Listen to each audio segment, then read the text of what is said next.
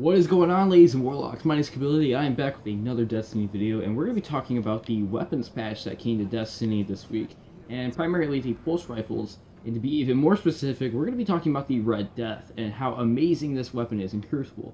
But if you guys did not hear about the patch, or you don't know what the patch did to pulse rifles, basically it gave all pulse rifles a 9.7% damage increase in both PvE and the Crucible. What does this mean for pulse rifles? It basically means they are not worthless anymore. They are actually worth picking up and using. So, if you have that raid pulse rifle sitting around, Oversoul Edict, you have that sitting in your vault, use it. It is a beast now. It's an amazing headshot weapon, and I would totally recommend using that. But we're not focusing on that. We're going to be focusing on the Red Death. And let's take a look at its perks real quick. And I'm going to show you why this weapon is so great in Crucible. First perk we're going to look at is high caliber rounds. Now, high caliber rounds is a pretty sought after perk right now in the Crucible, and that's because when you hit someone, it'll actually take their reticle off the center of the screen. It'll make their weapon shake and go all over, and they'll have a much harder time actually staying on target. And to give you an example of this, a first person example, I was running around with my heavy machine gun against all odds. I was running around on one of the new maps, and I'm shooting at this guy, and he had an auto rifle with high caliber rounds. And he started shooting me, and my gun just started going up off the screen. Usually the recoil just kind of keeps it in the center, shakes a little bit to the left and right. My gun was visibly off the screen. That's how much high caliber rounds does. It took my gun off the screen. I could not hit him, and I lost that gunfight. And I had a heavy machine gun. That's unheard of. That is how powerful high caliber rounds is. It just makes winning gunfights so much easier, and that's why it's so sought after. Is if you hit someone and they can't hit you back, you're going to win that gunfight.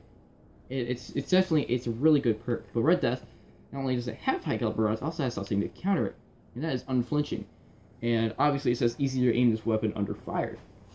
And what that does is when you get shot, your weapon will actually shake less. You will have less flinching and just your gun going off target. And this also will work with high caliber rounds. It will actually help mitigate how much high caliber rounds makes you flinch, meaning you have a much better chance of actually hitting shots, returning fire, and winning that gunfight. This is an amazing perk, and I don't see why this is not a sought after perk. I actually don't see this on a whole lot of weapons anymore, and it truly is a perk that it's great. It's kind of a perk that works in the background. You don't really notice it as much as you do with high caliber rounds, but it helps you so much. This is an amazing perk. Couple it with high caliber rounds, you'll be flinching less, they'll be flinching more. Amazing. But on to the main perk of this weapon, that is Red Death. Yeah, each kill heals you and speeds up reloads.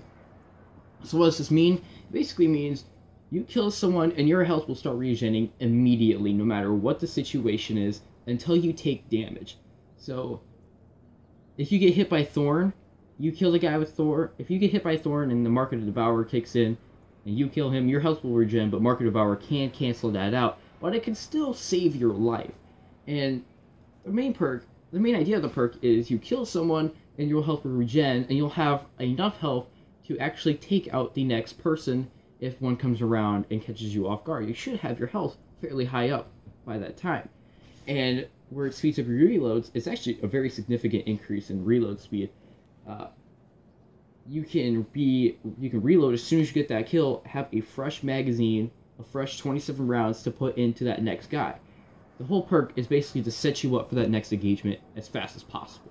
That's what makes this weapon so great, is you can just go from kill one guy, reload, regen health, go to the next guy, kill regen, next guy, kill regen, and it's such a beast because of this. And now that it's even stronger than it was before, like this impact right here, look how high that impact is. That's per round. That is an amazing impact. Essentially, I'm not good with the stat bar here. I don't know like the number of impacts this weapon has, but basically take that bar and multiply it by 3, and that's how much damage one burst does. That almost fills up the entire bar. This is an amazingly powerful weapon. And it makes getting that kill to reload, makes getting the kill to regen your health and reload so much easier. 2 full bursts to the head will annihilate anyone. Nobody will survive 2 bursts to the head. In fact, all you need to do is hit 3 rounds to the head, 3 rounds to the body, you're dead. Amazing weapon. Now, I'm going to stop talking. I'm actually going to give you an example of how powerful this weapon is, and I'm going to take it into the Crucible. So I will see you guys in the Crucible video. Alright guys, we are back in the Crucible. Quick rumble match on Twilight Gap. Gonna jump in a little bit late here. And you're gonna see I am pairing Red Death up with a shotgun. And the reason for that is Red Death is a little lackluster in close quarters, and the shotgun just helps compensate for that. But Red Death as is a very powerful weapon. You're gonna see here nice one-hit kill and then followed up with a nice two-burst kill.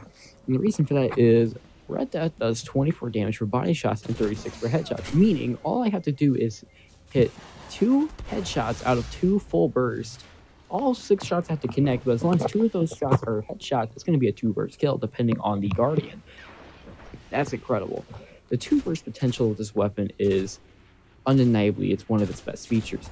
But the quick time to kill, coupled with the Red Death perk, meaning that you can regenerate your health almost constantly, reload immediately after every single kill, and that's what makes this weapon so great.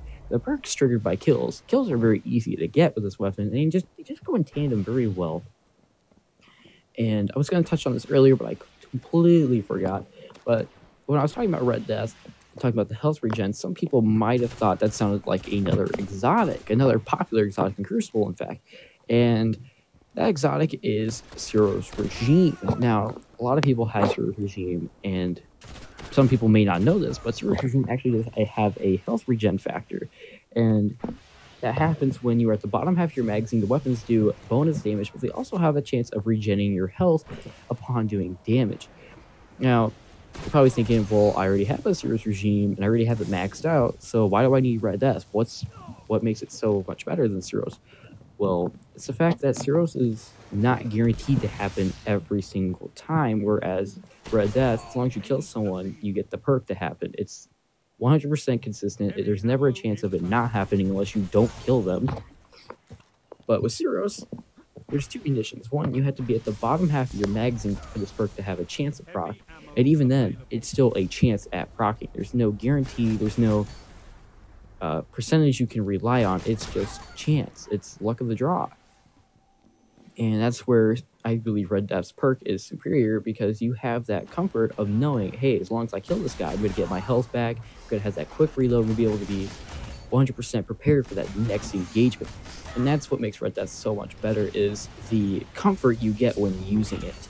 Versus Suros, where as long as you kill them, Suros is a powerful weapon, don't get me wrong, it's still an amazing auto rifle. It's just the fact that you can rely so much more on the Red Death perk than the Suros perk. Just because the Suros perk, you have to be at the bottom half of your magazine. So I'm going to go out on a limb and just say that Red Death, with the current buff and in its current state with the new damage and the Red Death perk, I'm going to say that Red Death is the new Suros Regime. I've used Suros Regime plenty of times, and I feel just as guilty using Red Death now as I do Suros Regime, just because it's such a powerful weapon. But yeah, if you guys have a Suros Regime and you haven't, Suros Regime, excuse me, if you guys have a Red Death and it's just sitting in your vault, you don't use it a whole lot, blow the dust off it, take it in the Crucible, and give it a go. It is an extremely powerful weapon, better than Suros Regime. If you think Suros Regime is lackluster compared to Red Death now, go ahead and comment down below. Tell me what your opinion is. If you think you're Team Suros, go ahead and tell me that down below. And if you guys don't have Red Death and you are looking for a good pulse rifle, try the Stranger's Rifle. It's actually very similar to Red Death in a lot of ways, stat-wise. Anyway, thanks for watching, guys. Subscribe for more Destiny content, and I'll see you guys in the next video.